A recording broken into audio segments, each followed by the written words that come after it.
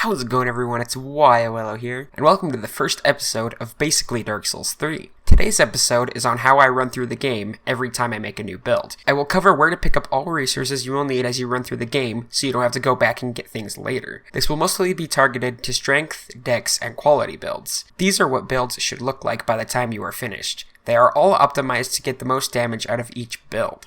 Before we go on, I want to thank all the wonderful people on Reddit for the praise and constructive criticism on my last video. I appreciate you all so much and will hopefully improve in this video. Before I begin, you will need a general knowledge of certain areas to know where some items are. Feel free to pause the video at any point in case I am moving too fast. Now, moving on. You want to choose your class as Deprived. You start out as level 1, so you have plenty of points to put into your stats. Choose your gift as Sovereignless Soul, or if you are a bit newer to the game, you can choose the Life Ring to boost your health. We're going with Sovereignless Soul because we want early level ups early in the game to make our lives easier. Next, you can create your character into whatever abomination you want. Now, as you wake up from your coffin, you want to turn right as soon as you can to pick up some souls. We are going to be needing as many souls as possible early game to make everything go as smoothly as possible. Grab the Ashen Estus Flask. Now, this next part is optional, but I recommend it because we get extra souls from this mini-boss. After you maul the Crystal Lizard to death, move on to the first bonfire. Then jump onto this tombstone and grab your first Titanite Shard. Next, we have Gundyr, who is the first boss in the game. Flex on him with your awesome hand parrying skills and then totally whiff because you're not as much of a Chad as you think you are. After murdering the infected stone man, move on up to the Firelink Shrine, use all the souls you have in your inventory, talk to the Firekeeper, and level up both Vigor and Endurance equally. This next part is not required, but will help you tons if you can get the glitch done. Head up these stairs and grab some more souls. Now with this tree, you can run up, jump off, and land on the roof. Grab these homeward bones for convenience sake later. Make your way to this doorway and be careful not to fall. If you are not confident in not having armor, you can drop one of the homeward bones on Pumperum and get some free iron gauntlets. Move on over to the end of this ledge and attack or roll into the wall. Drop down and open the chest and we will have the Silver Serpent Ring. This ring gives us 10% more souls for every enemy defeated. Now, if you're not confident in wearing no armor off the get-go, you can go talk to the Shrine Handmaiden and buy the chainmail set if you have enough souls. Use the bonfire next, and let's head on to High Wall of Lothric.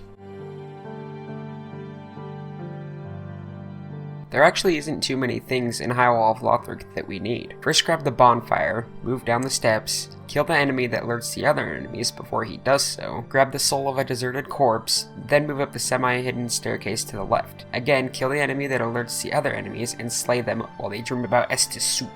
If you would like the binoculars, go up some more steps and watch out for the surprise ambush. The binoculars are right up here. Fun fact, did you know you can jump on top of this dragon here? There's no good reason as to why you should, but you can leave a message up here to let others know that it is possible. Next, drop down in another hidden area and grab the lightning pine resin.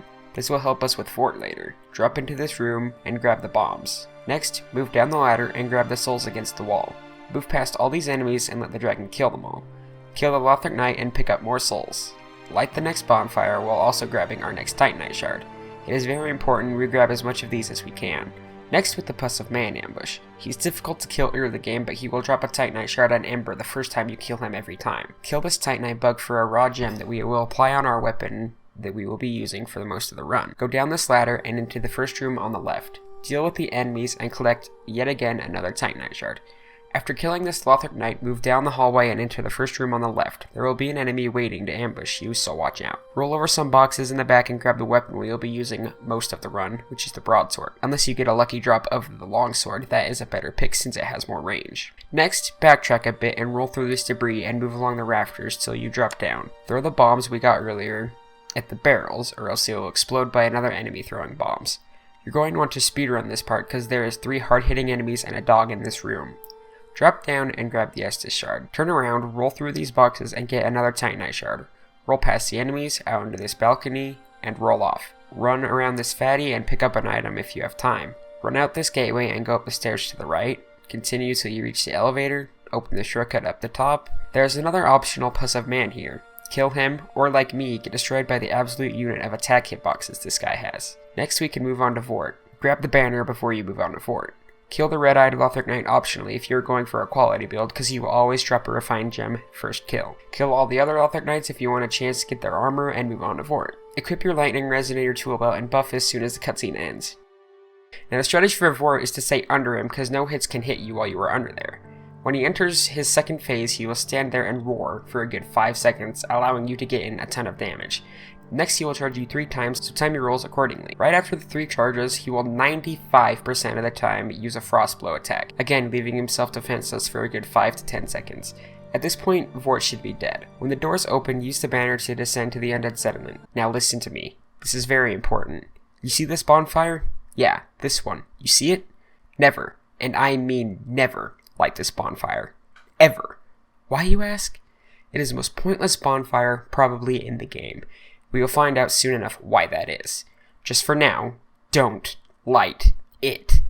Alrighty. Move on to your left and pick up some more souls. When you get down to the bottom of these steps, turn right around and head to the back of this carriage.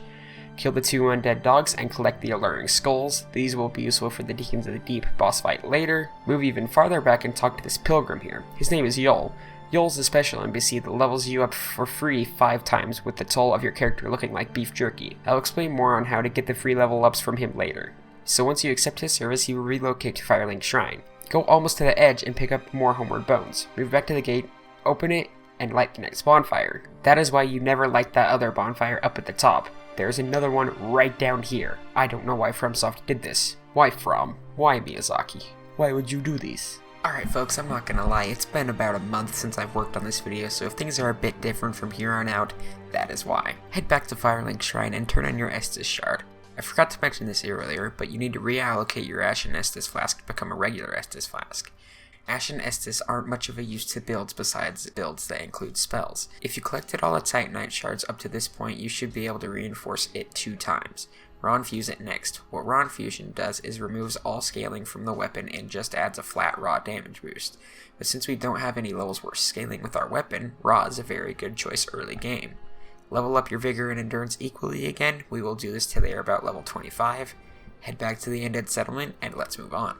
If you would like a shield used for parrying, you can knock down this hanging body here, grab these pine bundles, but be aware of a thrall that drops down and ambushes you, drop down to this ledge, plunge attack this thrall, kill the next 2, and pick up the pine resin in the corner of the room. Both these items will help us with the Curse-Rotted Greatwood later. Now this next part can be a bit challenging. If you have extra bombs, you can throw them at the barrel to deal with most of the enemies, or like me, you can just run up to the tree, grab the Estus Shard, optionally grab this Ember, grab this Titanite Shard, and backtrack to the bridge. Make your way down this path, pick up any items you find along the way. When you reach this door, don't cross the bridge. Turn to your right and you can find a different shield with an easier parry animation in my opinion. Cross the bridge partly and witness a man commit seppuku.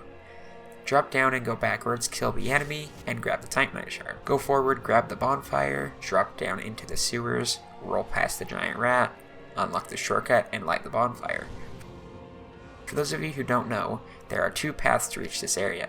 The one we just did and the one we are going to backtrack through to get some Titanite Shards. Move up these steps, go up this ladder. There will usually be an evangelist enemy here, but she dropped it down for me. Grab the shard, go down this sort of hidden area and get another shard. Backtrack here for more souls. Roll through this debris and move down and get the soul of an unknown traveler. Use a homeward bone to return to Dilapidated Bridge. Ignore Hondrek who invades you. You're gonna want to speedrun this part as well.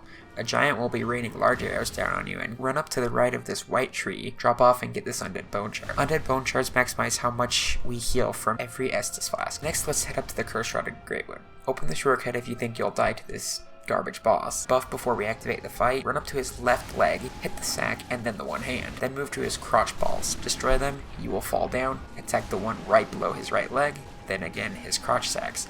He won't fully be dead after this, you can either attack the hand or the sacks on his back. So now that he's dead, we can put all our souls equally into Vigor and Endurance, burn our Bone Shard while we are here, go back to the Dilapidated Bridge, follow the sewer, cross the bridge, but watch out for these 2 enemies that throw their soup bowls at you. Now with this elevator, you can do a couple things. Step on the elevator and quickly get off, then wait for one that takes you up.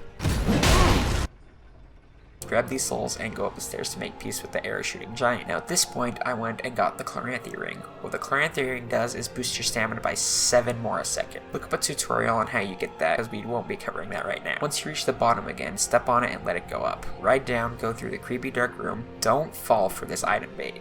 Instead, run around to the left and open the door. Light the bonfire, then fight the Erythalian Outrider Knight if you choose. Move along the road of sacrifices, move up the sledge and kill the 2 enemies and grab the Titanite shard. Deal with the enemies or run past them like I do. Alright, I'm gonna admit again, it's been around another 2 months since I've worked on this video. Move down to the halfway fortress bonfire, light it, and if you wish to do Henri and Horus's questline, they are right there, so you can go ahead and talk to them, or if you want the Blue Sentinels Covenant, you can go ahead and talk to Horus as well. Move down to the Crucifixion Woods. Here we will get 2 Titanite shards. Drop off this cliff and turn right around, it'll be right there. Move up a little bit more, drop down again next to all these blue mushroom monsters, and collect the Titanite shard there. Here we also get another Titanite shard, move around to the left to this building here, drop down and get it. Here you can bone out, or you can face the tough enemy on the way back to the bonfire. Here you can also go get the Fallen Knight armor, which are going to be our staple armor for the rest of the run. Here we're going to move past every single enemy and just go up to the Crystal Sage. I do have somewhat of a solid strategy, although I did not do it in this recording. You're going to want throwing knives. You can get lucky throwing knives drops from the bandit thief type enemies in Lothric. So if you